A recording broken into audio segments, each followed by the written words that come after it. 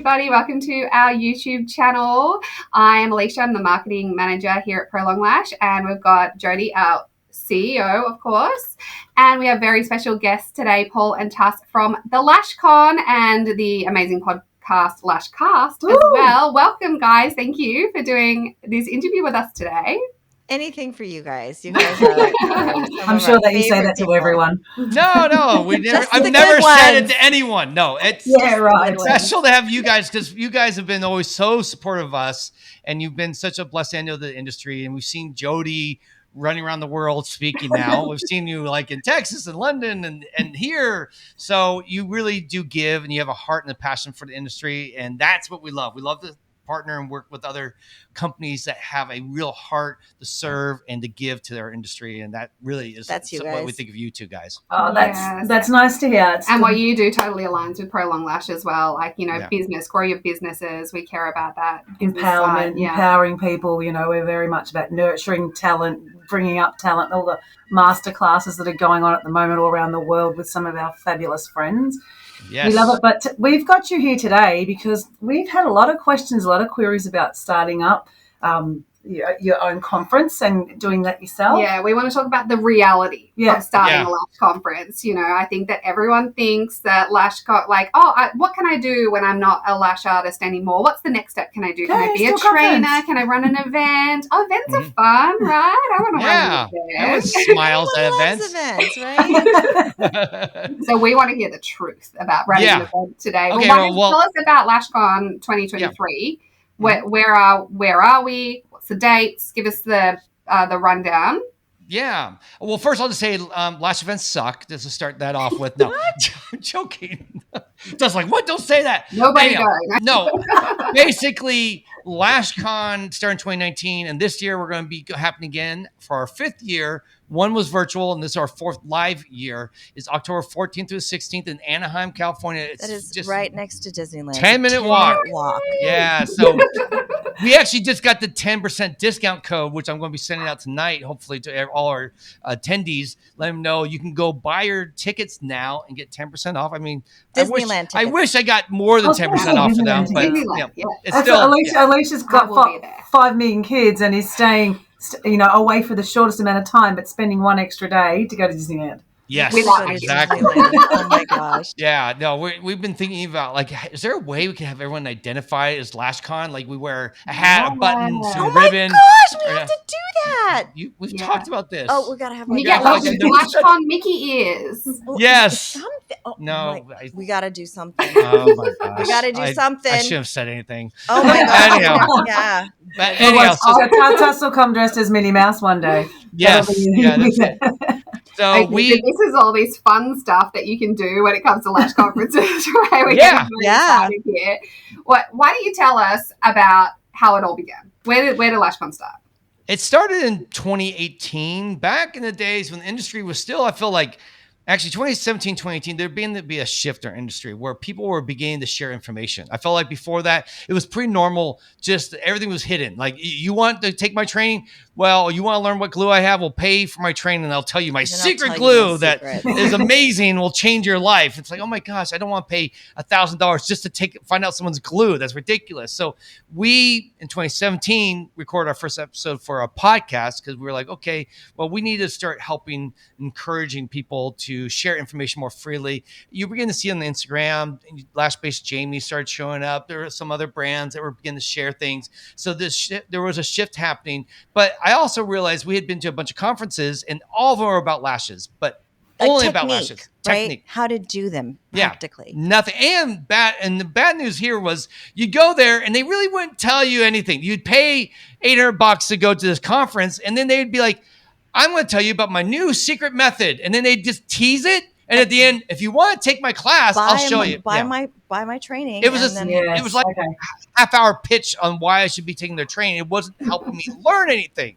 So we were like, okay, there's a couple trends that are bad here. One is everyone has worse than doing a pitch, is there? When people do pitches. Yes, there's nothing worse than a brand pitching their product. Yeah, no, it's really painful to sit there in the room and listen and watch and pay a lot of money and really learn nothing other than the fact that I now need to go buy all these other trainings. So we were like, okay, we want to start a conference where we pretty much ban ban our speakers from doing any pitches other than just at the very end. Like at the very end, by the way, I'm this ABC brand. I run this company. If you like to try our products, we'd love to see our booth, whatever. Well, we wanted the talks to be valuable in themselves and a reason why people would come, because they actually got real information that they could apply to their business that make a difference. So we said all of the speakers you have to be able to give your people, the audience, talking points or touch points. Three main takeaways minimum. Every talk needs 3 takeaways, and if you give us 3 takeaways, I'm gonna be happy as a conference runner. And I know our if they get 3 takeaways from every talk, I mean, they're gonna have so many takeaways, they're not gonna know what to do. So they're gonna be happy with that. So that was why we were shifting. And we also wanted to go, not just give away information freely without having to pay extra for it. We really want to talk about business, because at that point, everything's about technique. We're like, man, but really half the problem in running a lash business is actually running the business side of things, not just being a great technician. It'd be good to be great at lashes, but if you suck at business, you may not be well known. You might be the best lash artist that no one knows about, because you don't know how to market, you don't know how to sell, you don't know how to, do messaging correctly, you don't know how to do systems to run your business so it's automated in any ways. So we wanted to change that by doing a conference that focused solely on business, which was ironic because we call it Lash Con and we didn't talk about lashes at all. Can I say though, another thing that we did was we also did not want to be the blind leading the blind. So a lot of times at different learning events or seminars, you might have somebody that might be well known in the industry give a talk about something, but on things about business, when many beauty professionals struggle with the business end, we didn't want to have somebody that was struggling just like everybody else was. We wanted to have somebody who be a known leader, maybe in the hair world or outside world or in the business world. So we looked outside of our small pond of lashes to get instructors that had solid, proven concepts and strategies to teach us, and that's what we did.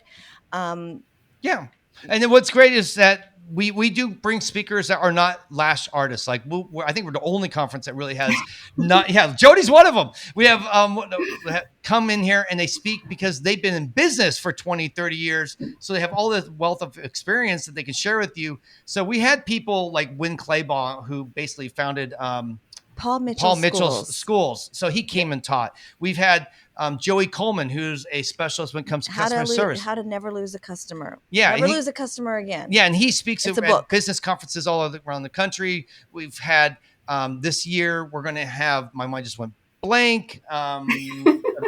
Amazing people. You're going to have amazing people. I was trying to pick one name out, but I'll just Ryan Leake. Sorry.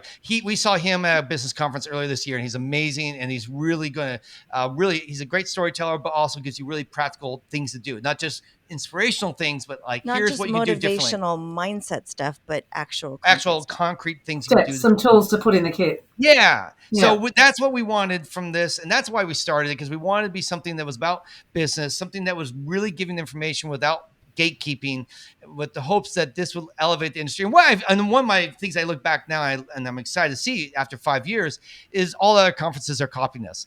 So that's always the greatest form of flattery. It's everyone's doing the same thing. They're all now talking about business for the most part. They're no one is doing long pitches for the most part. And so the industry shifted, and that's encouraging to see, because I feel like we're serving our industry better because of that. So, and now, funny enough, I started thinking, well, I guess we have to change our game again, because if everyone's copying us, it means we now have to take our average. We have to take our game to another level. But that's another whole thing. I think you bring the conference to a different level with your energy and your colourfulness and your creativity. So the creative side of your partnership, is there one more than the other? Who is the idea for the aliens dropping out of the roof and having jumping castles? Who brings all the initiative and that sort of stuff? Mix. I mean, one of the goals that we have is that it has to be amazing for the attendees. The sponsors come, and they're such a big part of it because they're displaying their wares and offering their trainings and stuff like that. But without the feeding of the attendees, if they don't feel fed, they're not going to come back again. So we have to make sure that we're meeting their needs on so many different levels. And I think the big one for Tuss that she always says is, I want people to be seen. I want everyone when they come to LashCon to be seen, be known, and feel like they belong or that they're important. You know what it feels like when you go to a party where you don't know anybody, or you go to a conference and it's like you have to walk through the doors, and everyone has their own sets of like issues. Like, you want to be seen, you want to be recognized for what you do, you want to be recognized by your peers, but like, how do you do that, right? We all do the same thing. So it pains me to think if anybody walking in and not, feeling awkward, right? Mm. So my whole goal is to make sure that everybody who walks through the front door feels immediately welcomed in, that they're drawn in by the atmosphere, they're drawn in by the environment, they're drawn in by the people. And so I start to think about, what could I do to make it more enjoyable for them? What can I do to delight the heart of somebody who's coming? You're expecting to have a speaker, but like, how else can we make it special? How else can we tap into that part Yeah. that's like a memory, So right? Tess comes up, help. I mean, this we saw example, but Tess said we're going to do that. We saw the tea ceremony. When you come to LashCon, we do a little tea ceremony. So even if you're in line, you'll know anyone. Don't worry. We're going to get you grouped together with 3, 4, 5 people, and we're going to do a little tea ceremony to welcome you, and you're going to meet everyone that's at least in line with you. So if you're in that awkward line where you're sitting there, I don't know anyone. Well, guess what? You'll at least make a couple of friends right there, right when you first arrive at registration. That's the type of stuff that Tess comes up. I'm a little bit more the goofball, so I was the one that like came last year. Yeah, we had like the opening rap that people find it hard to believe. I wrote the rap mostly. I say 80% of that rap I rewrote based upon Eminem's song, and then Candy came out and performed it and perfected the rap because I got it 80% there. And then the alien thing was me. I kind of said let's because everyone knows Allie's an aliens from Lash Anarchist, so I thought it'd be really fun if we had Allie delivered by aliens in the beginning of our program. So she was delivered by aliens. So things like that are kind of more my thing. And then Tuss is generally the one that's always finding the little ways to find connections. Like if you see Tuss at the con, all she does all day for 4 days is run around and introduce people to other people. That's all she's doing. Hi, what's your name? Oh, let me introduce some of my friends over here, because she looks for those people who are not the people that are out. But you've created it. It's very impressive. I've been to loads of conferences, not only in the lash industry, and you've created a real culture. Like everyone, when they talk about Lash Con, you could almost call it Lash Con. You have a culture, and I think that's really impressive. It's just, you create a warmth and an embracement that it's good to see. It's lovely to see. Love to be part of. Thank you for saying that. Yeah, we try. Another thing that I think contributes to the culture is that in some ways, look at this conference as we're trying to deliver, really hit the mark with the attendees, right? So it's just like, when you're a lash artist and you really want to give great customer service and nail that set and make sure they're going home with all the products that they need, the aftercare. We look at the conference in the same way. So that means delivering on like even technical fronts. Like, people don't sign up for something and expect to wait. We have to make sure that we're running on time. Of course, sometimes we don't. We have to make sure that the equipment is going to be reliable, because we have speakers that are relying on that. They've come so far with the presentation, and if it doesn't go well technology wise, that can be devastating to a speaker. So we have to make sure that all the key components are in place. Like, so we do run throughs and we do tests, and we make sure that Wow, Tessa's talking about this. I'm surprised. Well, I think it's so important. I got in trouble last year off you, Paul, for not making it to the run through. Yeah, and that's you gave me where were you for run through if you had been there for run through. You need to email me, Paul. I got to keep her in line. Okay, Alicia, we'll do that. Yeah, no, it's funny. We do run throughs our main sessions, and that we learned the hard way, because we've had some really bad things. Last year went great, even with Jody not being there. It worked out fine. It worked out great. Jody's a pro, so it worked out. She can pivot on a dime. No, she can figure it out. It's not that complex, by the way. But we've had openings and events before in the past that were just we've learned from our mistakes, right? We learned. Made those So mistakes. tell us, what do you reckon the worst thing that has happened at LashCon is? What's the worst thing? There's probably a handful of worse things. I mean, there's things that people don't know that were bad, but probably we want to know about those. Yeah, my worst moment where I literally sat in the booth and I kind of wept quietly with my guitar. Let's hear it. Yeah, so here we So are. painful. I think Jody, did you go 2 years ago or was last year? You went 2 years ago, didn't 2 you? years ago, yeah. Yeah. Okay. I don't know if you remember our opening, but our opening was A total a train bomb. wreck. What Oh, happened that's is, not bad, too. yeah, this was the first live. This 2021, Right after COVID. the pandemic. Yeah, so everyone's still wearing masks still. We but were locked in. Australia was locked. They were Oh, that's right. So Okay, you weren't there. Yeah, you could. You weren't there. Yeah. Okay. Yeah. So we thought it would be really fun. We had a whole opening planned, and we were thought, It's supposed to. wouldn't it be really fun if we pretended like there was a technological glitch? Well, let me pull back before that. I wanted Okay. to share that we wanted to do something that really brought everyone emotionally through this kind of experience of what it was like to have, like, to remember COVID and that we got through COVID and to celebrate that we made it and then here we are, doing well. Like we were really we were wanting. isolated. We were cut off from everybody. So we want to create this kind of emotional roller coaster to take people through this opening thing and I was like, this is going to be amazing. We're going to have everyone crying at the end,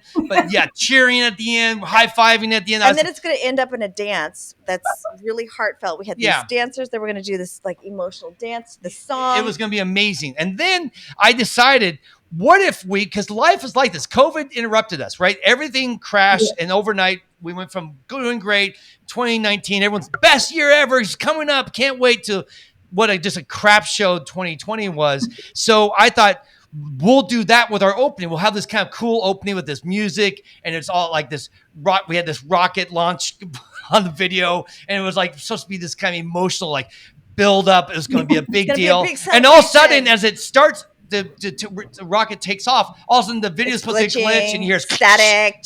Yeah, all these sounds, and then it freezes up, and all of a sudden, you hear a power dome go, boom, and then the sound and lighting, and then the room, everything goes dead. And we're like, wouldn't it be great if like people were thinking that it's like a flaw, and then we're going to be like, hey, it's not right. No. The idea was I wanted to recreate COVID through a production experience that went bad. But my problem was what I didn't expect is we didn't do a trial we didn't do a run through. And this is why we now do run throughs on everything. It doesn't matter how simple it is. I'm doing a run through because I want to make sure nothing fails.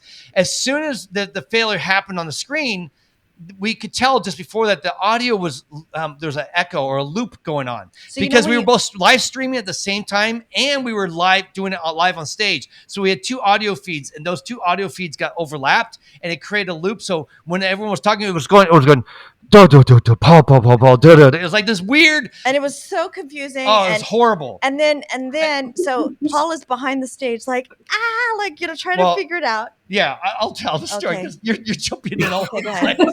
Let me just tell the way it unfolds. The story is as chaotic as the original situation. Yeah, it is. Exactly. Yeah. I'm not behind stage. I'm actually in the audience at this point because when the whole stage goes dark and everything fails, someone's supposed to yell from behind the stage, Paul, we need you back here. Something went wrong. So already something is naturally going wrong because it's actually not working.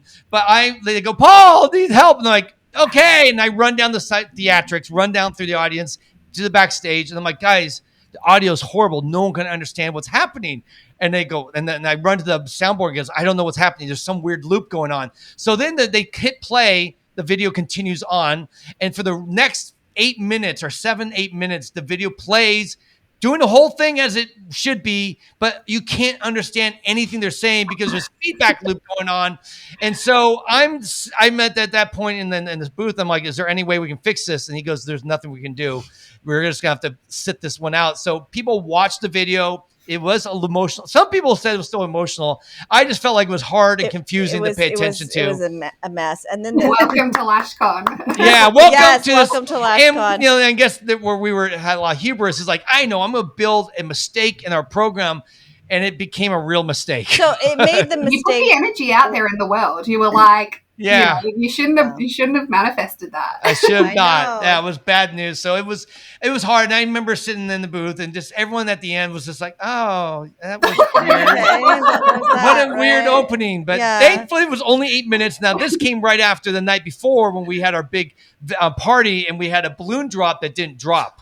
So we had like 5,000 balloons up above, and it just sat there. It just sat there. And then we all attacked it, and then the balloons came out. But it was sad. So the point is we did have a nice moment though from the stage. We said, hey, this is a safe space. Well, and later we had our talk and we came on. we And, just want to say, we just want to honor the sound guy, Luis, and say he did the best job he could. It and was not thank his you. fault. It was not his fault, And I said it was my fault because I didn't insist on the trial because I was so busy with the party. I decided not to do the trial, and that was a bad decision that I made. So And publicly, we came out and had to apologize and eat humble humble pie. humble crow or pie or both. If you run the biggest Lash Conference in the world for 5 years and that's the worst thing that's happened, like that's not so bad. Eh? That, to that me, was the worst thing. See, yeah. I'm a kind of theatric actor a little bit in my What? Yeah, I wanted to be that. And so for me, performing, I was never an actor. I was more of a writer. A character. Why don't we just say that? For me to have anything that I created on stage completely flop is like the worst feeling ever. Like I'll say one other thing that came close to being as bad. Thankfully, it worked out. It was last year on Friday. Our badges were not printing for anyone who had a standard business ticket. They wouldn't print on Friday, and so anyone VIP, no problem. Sponsored, no problem. But if you had a standard ticket, it would print blank. It would just go nothing there, and feel like, great. And I found out that I had missed. There's a code when you're typing this all in. I had like an asterisk instead of a pound sign or something.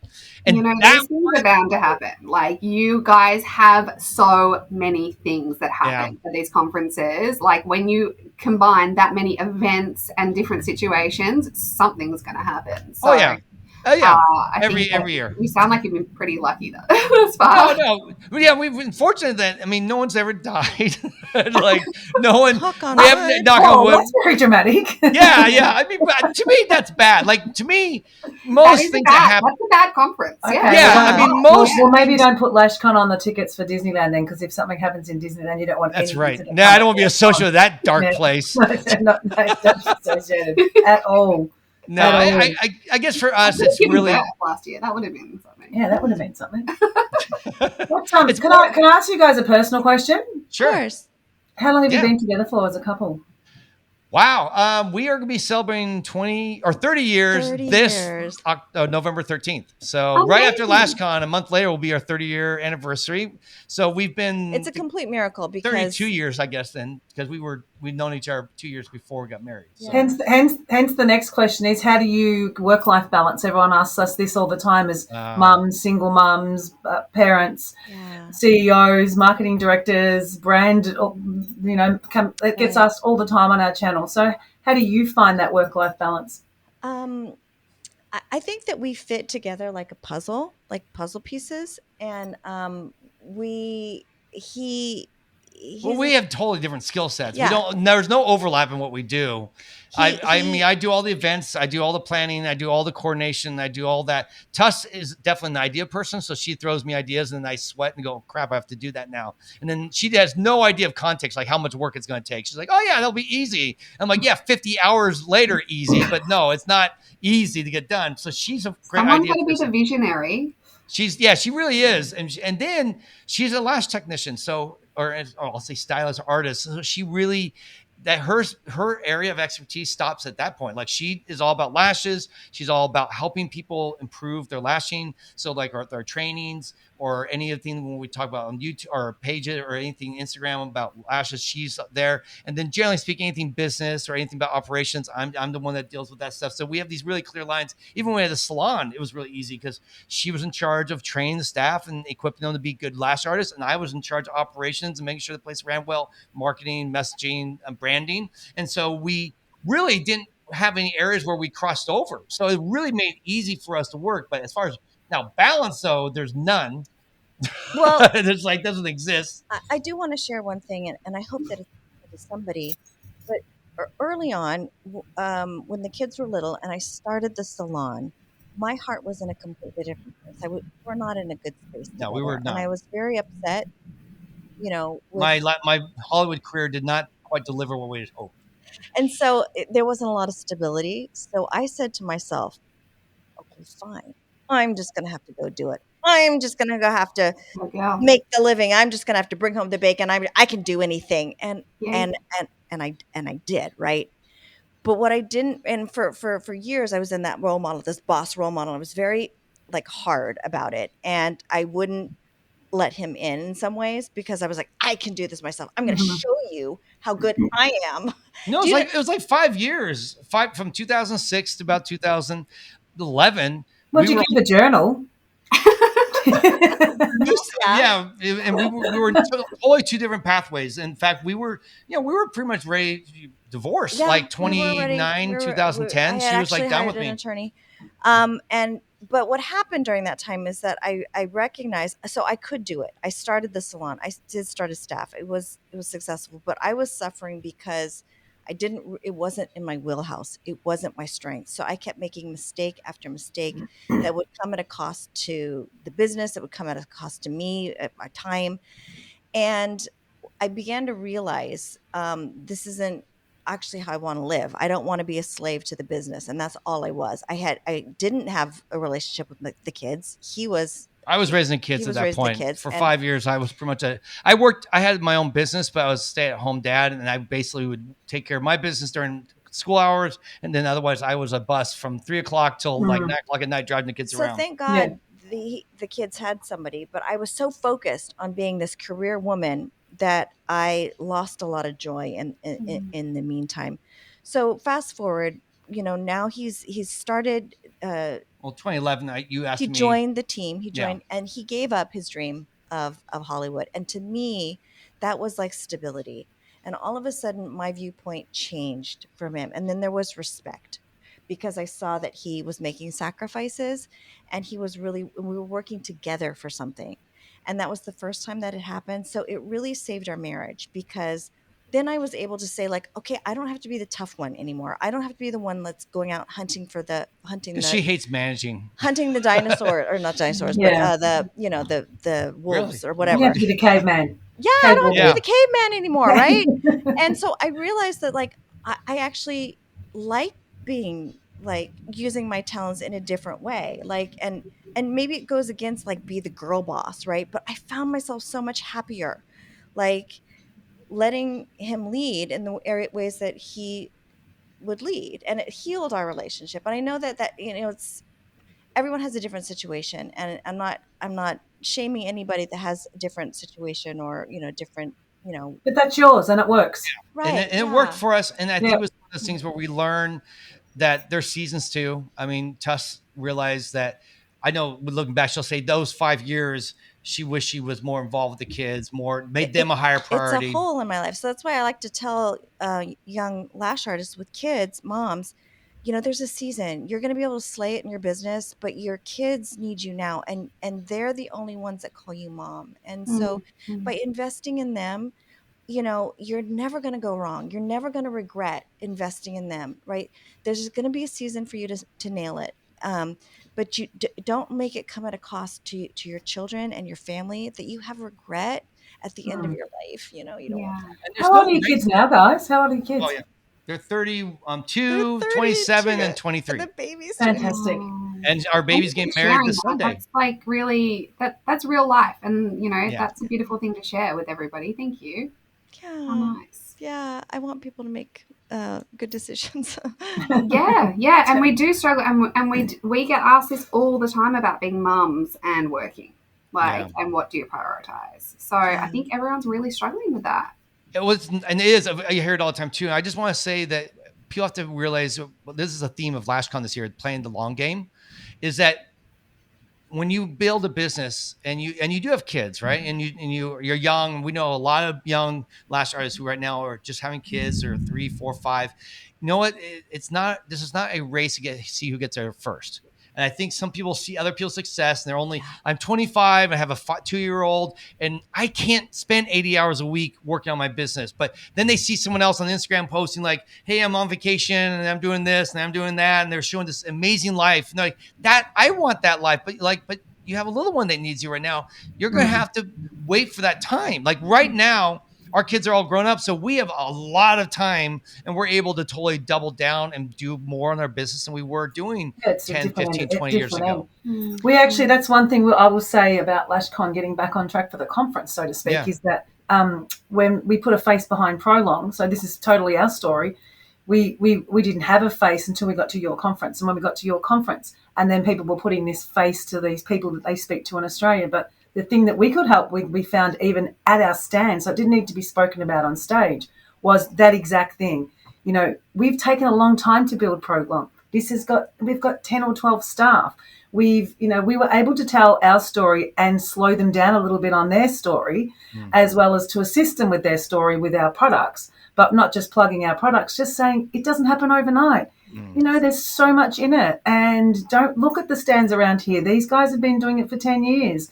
You'll have a stand in a few years. Like, we found that we could give that human side at your conference because, number one, it was a learning and a growing conference, not just the business, learning and growing, developing as a human as well. We found as soon as we put the human side to Prolong, we could give so much more back to the industry. That was really good for us. It's exciting to hear that from you, because I mean, that's such a story that's not talked about enough in our industry. I feel like there's such a get quick rich mindset currently in our industry about overnight success, and I know that's the Instagram world that we live in, and it's not the real world. But it's not though. the real world, and I don't know anyone, even the bigger brands who are successful, that they did it in 1 or 2 years. Most are 5-10 year stories. You look at the people that are still, the people that are tracking at the conferences that you still see, like Otto from Alibana. He could probably retire.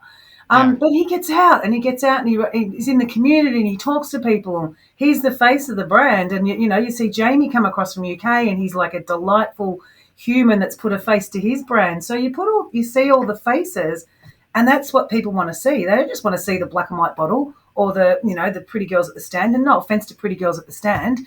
But they want the story behind the pretty stand. They want to know how you got there and to be able to tell them. And you'll say this because we had so many conversations about it. Alicia didn't become the head marketing director for Prolong Lash overnight. There was years of work to get there. And even now, AI is coming out, all the stuff that's coming out. You're constantly learning, and that's what we found about Lash Con. We were able to say, so anyone that wants to come, please come, because you'll get that much advice from just start to finish, and you'll get advice on what pace to set at. Don't be frightened about this, have to do it tomorrow or have to have the best photos on Instagram. You don't have to. No. You find a community and you find encouragement and inspiration from others that have been where you've been. They might be a few steps farther along. You can find mentors, and it's like people leave feeling encouraged instead of feeling beaten down. Yeah, I mean, inspired. Yeah, you give inspiration. It's amazing. Yeah, those are you hit one of them. There's the 3 big things that we want from Lash Con. One's connection. So when you walk away, you feel like you're part of a community, because everyone works alone. Most lash artists I know are either alone in the room, or if they're in with a team, they're still working alone, because you can't sit around like a hair salon and be cutting hair and all chatting like you can there. It's a much different environment. Secondly, we want people to learn something and grow, both not just business wise, but I think a lot of people, like you said, grow personally. Like you grow as you're there, you're interacting, you're learning from other people's life experiences, learning from instructors and teachers and all that. And then lastly, you leave inspired, because man, I need it every 3 or 4 months. I need a kick in the ass. I need someone to come along and just give me that fire, reignite that fire, because it's so easy. If you just work by yourself for a year or more, the energy is going to continue to drop. So you need to go to these things, because if burnout's happening, burnout goes, one of the big ways to beat burnout is actually go out and be with other people and have that community behind you and learn something new that challenges you. And then you get that fire going again. So that's we said about Lash Con too, like the 4 of us at the stand, I didn't feel like a CEO there. Alicia didn't feel like a marketing director. There were no titles. Everyone was just at Lash Con to meet, to laugh, to have fun, to learn. So I like the way you drop titles when you're there. I love that feel about Lash Con. Like it's a nice balance between education and fun. And I think it's really important to have fun, because you tend to see the heads going like that as you're speaking. We all know that could be the best speaker in the world, and they lose interest. So you guys found a really nice balance. But I think it's nice that the girl that does come in, or the guy that comes in from the salon that works on their own, gets to be able to be, hanging with these people, and that no one's got any airs and graces about them for it. It's really, that's what I found about it. Like, you don't have a name tag on. It's so good. Yeah. I'm going to That's circle cool. back to about talking about that burnout that you were just talking about, and Yeah. lash artists, getting to a point where they go, I've been doing this for years. Like maybe I've stagnated a bit. Maybe I've got a salon and a few staff members, and I feel like I need to do something more. And they then get to those options that easily come up. That I become a trainer, I start a product line, I run a lash event, and we want to talk, we want to know what it is to run a successful lash event. Like, what advice are you going to give to someone that wants to do this? And who knows, maybe your advice is don't do it. Yeah. but I'd like to know, because I think there is a risk of possibly mediocre events popping up here and there. People then value a lash event less if they go to an event, they've spent lots of money and they haven't taken anything from it. Exactly. Can I say the first Yeah. thing is that if you're going to do a lash event, you want to look at it, like we said, look at for the long game. You're playing a long game. So for us, what that meant was that we didn't make money for the 2 years. first 2 years. We made Nothing. zero money, right? The third year, we I made made $30,000. a McDonald's salary, right? Yeah. Um, but because we were putting everything back in it to make sure that it was good, so that the people who came the first time would have such a good event experience that they'd want to come back and the second time. Because if we burned out the people on the first time, we'd have to start over and get new people for the second Yeah. time. Yeah. So- or I went super cheap the first year and paid myself, maybe not a huge salary because we didn't bring in that much money, but still a decent salary because I'm like, I deserve it. I need to pay myself. And the truth is where we trade off. I said, Tess, I'm going to work this next year. I'm not like, it was like 6 months actually. I'm going to work 6 months. Not going to make a dime. We're going to rely on her working and then she's going to float us for that time being. And she's like, yeah, let's go for it. Because I really think this is going to be good. And I didn't think, then, we basically sold about, I forget what we had, about 270 people came. There wasn't total sold tickets, but that's the total audience first year. Didn't make a dime, but we put it all back into business. Kind of like when you start a product line, a lot of people will say in the beginning, don't take any profits out of the company.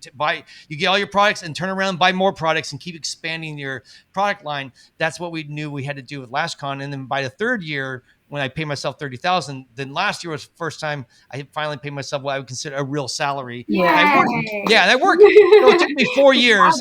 And I worked, basically I'm year round. This is not a part-time thing. Now, a lot of people are doing conferences and I think they just treat it as a part-time job or they see it as a way to pull money out of it. And that's where you got to change your mindset because really the money only comes from scale.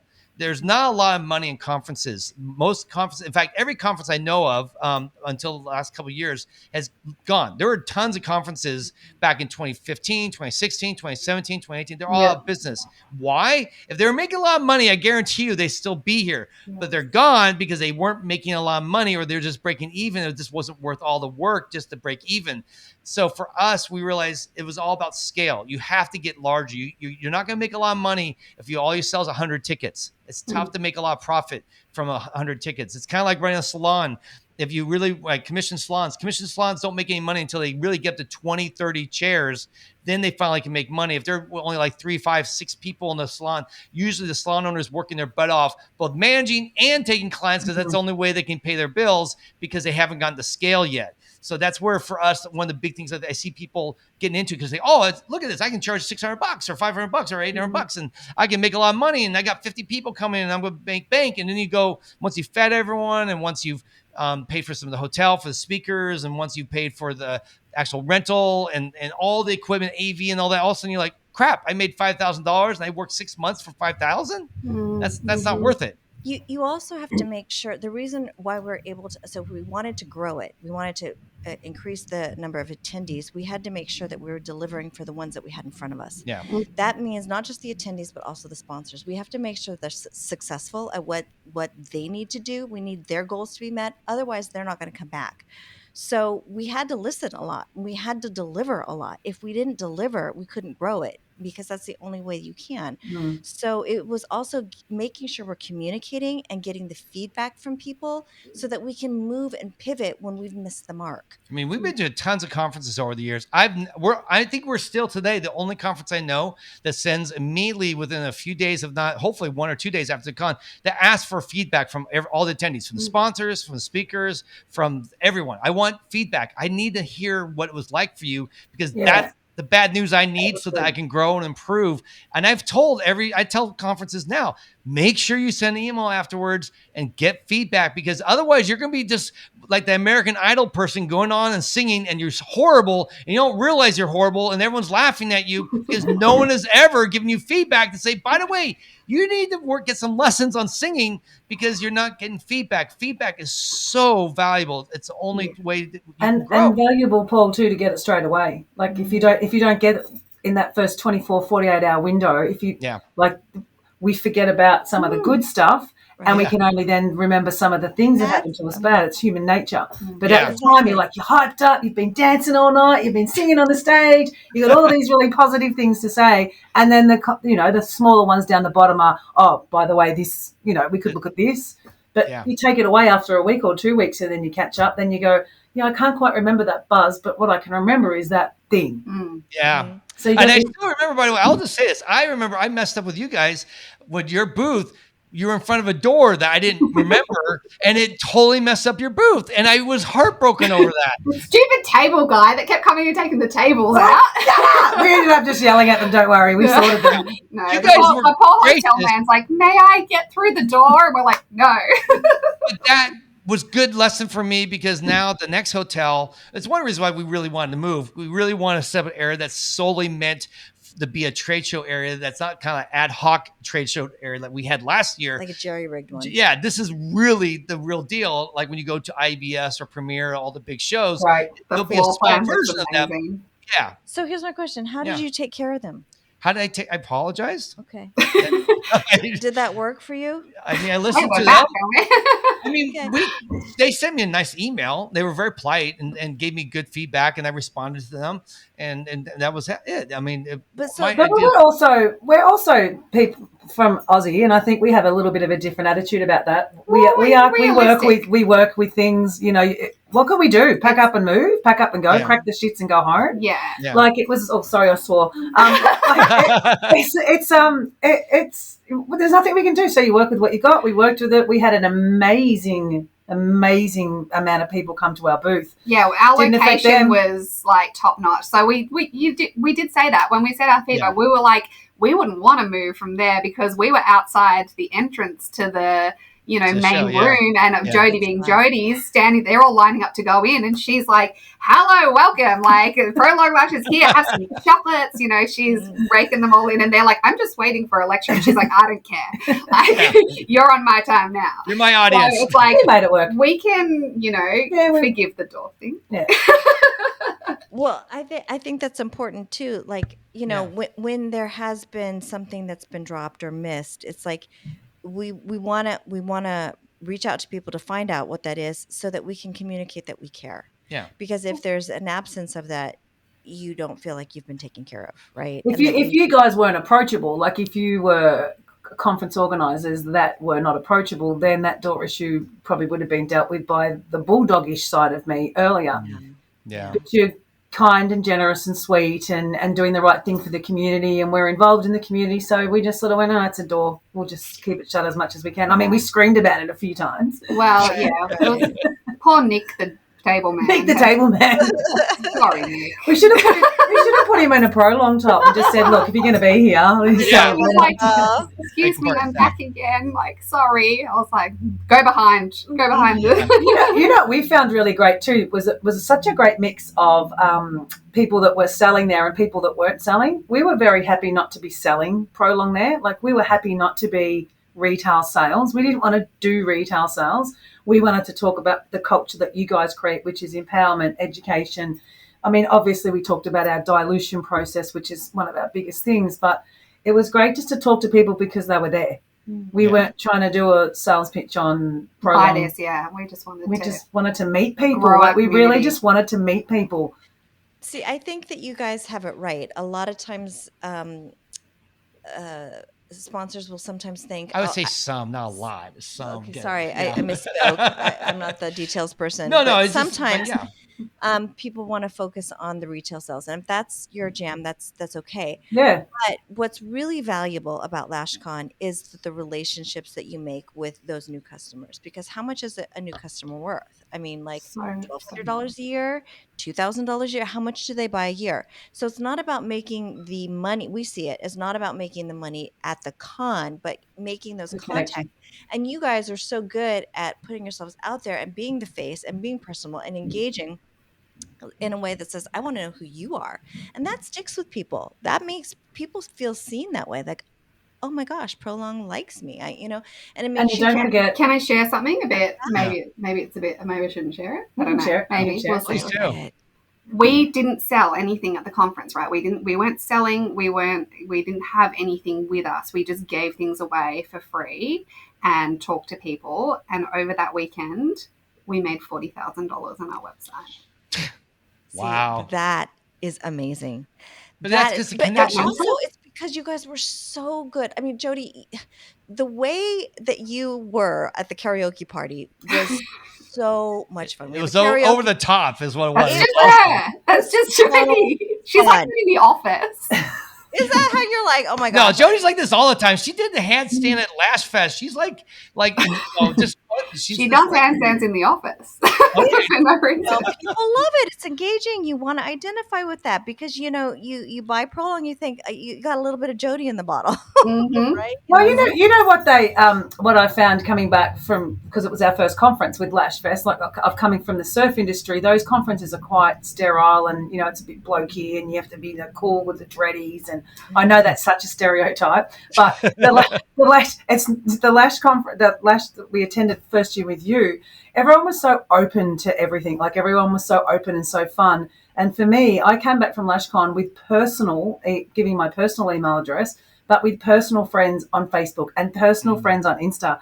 And I had no problems with that. And I've maintained friendships with a lot of those people. And some of them I've flown over to see them personally at their house and spent time with them. So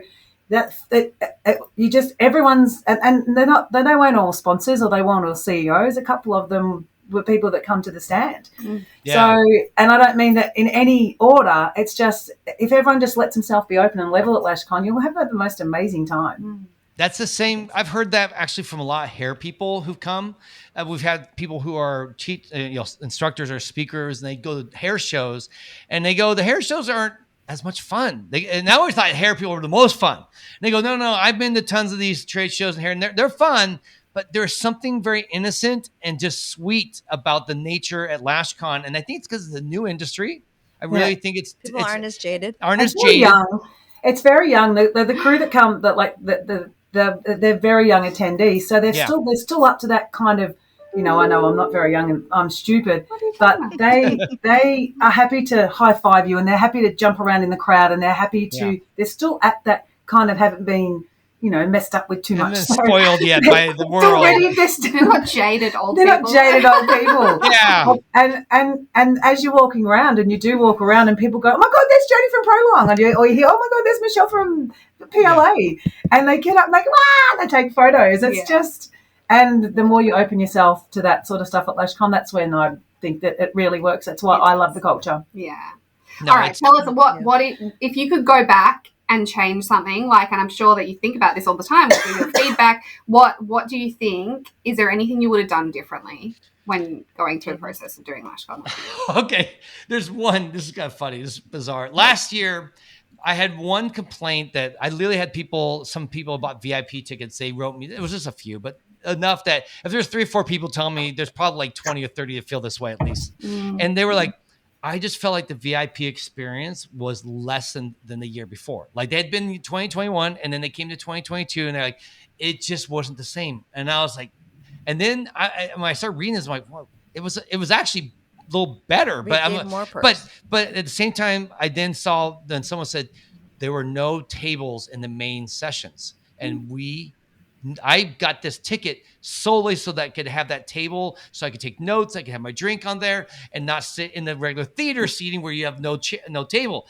And then I was like, oh my gosh. We had to take tables out because we didn't have enough room. Our room, we needed 700 people. We had 1,000 people coming, but I knew I figured to have about 700 in our biggest sessions. So I needed 700 seats. So there was no room for tables. So we took those out.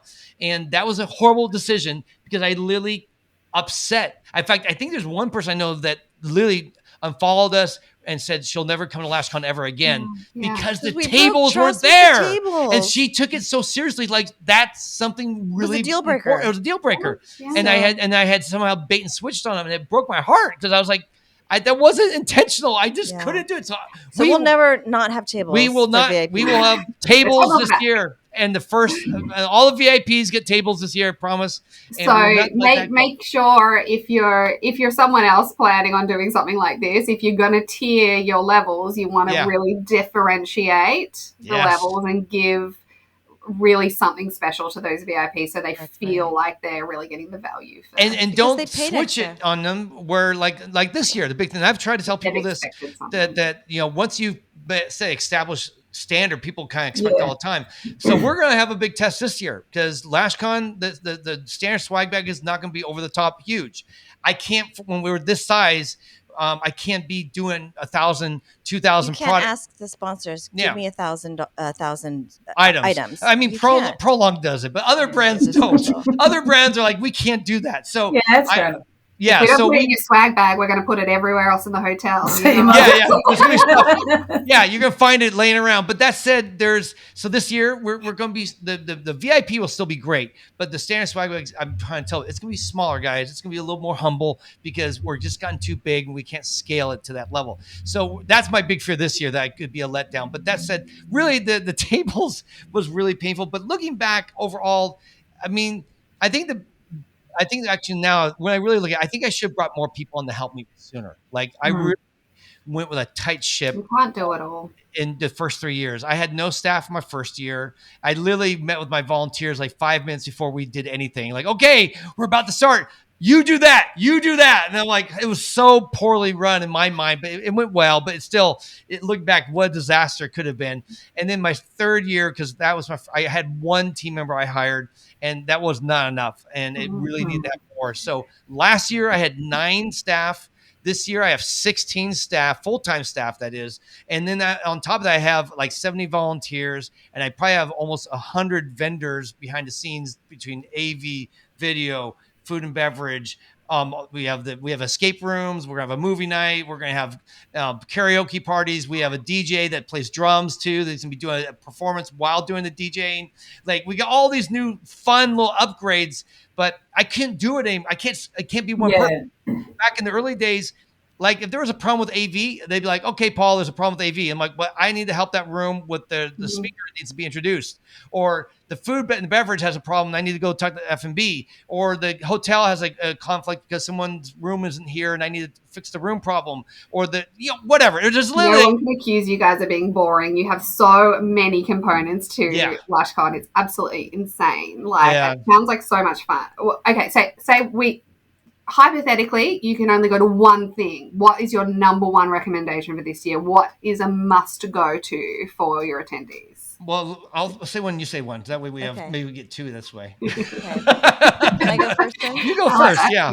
Okay, I think the gala party at the Vegas party is so much fun. It's fun to get dressed up. We have, tables, gambling tables. You get $500 of fake money, that is. What's the theme? Casino again? It's Vegas. Yeah, it'll be Vegas. It'll be the same theme with the casino room, and it's a different location because we moved to Anaheim. But there's also lots of fun things like balloon animals and face painting, and we have a nightclub where you can go dancing, where Jody probably spends a lot of We've got a surprise. You do? At the party? Oh, yeah. I forgot what it was. Oh, yeah. I was like, oh, God. What's she talking what about? Is it? She's going to say something. Oh, I can't wait. I love surprises. It's a real Prolong surprise, too. Prolong. You will love it. I can't wait. I remember Jody last year also had on her shoulder put Lash Con. Yeah. With the tattoo, airbrush tattoo. So much tattoo, it's crazy. So wrapping up, not wrapping you up, but just wrapping up what you've said so far. So planning, be prepared to invest, that the return on investment doesn't come back straight away. Be prepared to make mistakes. Go for longevity. Don't just look for short term. Get help where you can. And be as organized as you can. Anything else you'd add to those checkpoints? Well, I have one more thing. I want to share what I thought Oh, would be the yeah. best Oh thing. yes, tell us what you. Oh, What's I your didn't number one say. thing? Oh, I didn't sorry. say my favorite. All right, what's your favorite? My thing is really the main general sessions that we have. We have it on Sunday morning, and then we also have it Monday afternoon. This is where we all gather as a group. Normally, we have breakout sessions, and everyone's all over the place. We have demos going on, and we have the trade show going on, and we got a lounge this year. We have an Instagram room, game room, all these areas to go. But these 2 sessions is where we're shutting everything down. We're saying, everyone, we're going to come together as a community. It's just going to be a time where we're going to have some fun. We have some fun things planned for the opening program. And then we have these are kind of like our A-list speakers come and speak. This year, we're even making it a little bit more simple. They're going to shorten those sessions a little bit because everyone's like, they're really long. They're 3.5 hours. So we're going to keep it more 2.5 hours long. But these are the big guns that we bring out. These are the people that you're going to get, I think, a really big inspiration from and really a lot of cool stuff. So you don't want to miss What time am I on that day? And Jody, unfortunately, on the breakout session, not because we don't value you, but this is our. But that's it. Our big. Basically, we have Tara Walsh is going to be speaking. We have Ryan Leake. We have actually we have a chemist going to be on stage. Yep. Going to interview a chemist, so we're really going to break down a lot of those myths and misunderstandings when it comes to cyanoacrylate glues. It's going to be really cool, and I just like also the energy, getting everyone in a room. In this room, we can fit about, I think it's going to be 1,300 people total can fit in this room. So the energy is going to be palpable. It's going to be huge. Fantastic. And opposed to normally when everyone's all, it's like a circus. There's going to be things you don't know what, you just have to pick one thing and go with it. But this will make it simple. We're going to shut everything down and say, hey, come together. This is your time as a community to hang out, connect, and be in this giant, hopefully really experientially fun and exciting time to learn. So yeah, and hopefully really well air conditioned. Yes, it will be very well air conditioned. If anything, it'll be probably cold. Make sure you do a check on that. Yeah. In fact, usually I tell people bring a sweater because generally trade shows they pipe the AC in there because they don't want to get hot, and usually it's almost too cold. So always bring a sweater. Comfy shoes also is another big tip. Well, it is so exciting. Like, okay, we do have to wrap up now, but thank you so much. I am so excited. I even am excited to come over to the US and leave my little tiny baby at home. Oh. Sorry, baby. Like, I got a party to go to. So, like, we are psyched, and, like, we have been, getting our stand ready. Our stand's going to be different this year to last year. So we've done a whole redesign and awesome, bigger and better, of course. We're going to stay in line with you guys, keeping it bigger and better. Yes. And we can't wait to see you in person, give you a hug. And sorry. Wait, this is going on in the background. Wrap it up. Carol, what is it, Carol? She's saying she wants to say something. Come and say, what do you want to do this again? Jody will be a speaker too. Yes. She's making sure the content's all right. I think they know I'm going to be speaking. Jody will be speaking. Jody will be speaking. Twice. We'll be speaking twice. And handstanding and flipping and a surprise. Oh, yeah, Jody's speaking twice, Paul said. Yes. Yeah, I'm speaking twice. You have 2 sessions, And be careful of that big session when got everyone in the room. I may drop the surprise then. Oh, no. Okay. Alicia will be there to keep her in line. Don't worry. All right. Thank you. I think I've just worked out that Jody's like the visionary, like Tuss, and I'm the Paul. I have to keep it organized. There you go. Yeah. You want to marry me? Yeah. Oh, actually, I'm already married. So that might be illegal. You can just be business partners. All right, we'll be business partners. Well, you can be a work wife. They call it a work wife. Work wife. Yeah. That'll work for us. Yeah, it works. That's easy. Thank you so much for joining us today on our channel. Make sure to like and subscribe, everyone. You too, Paul. Like and subscribe to us. Thanks.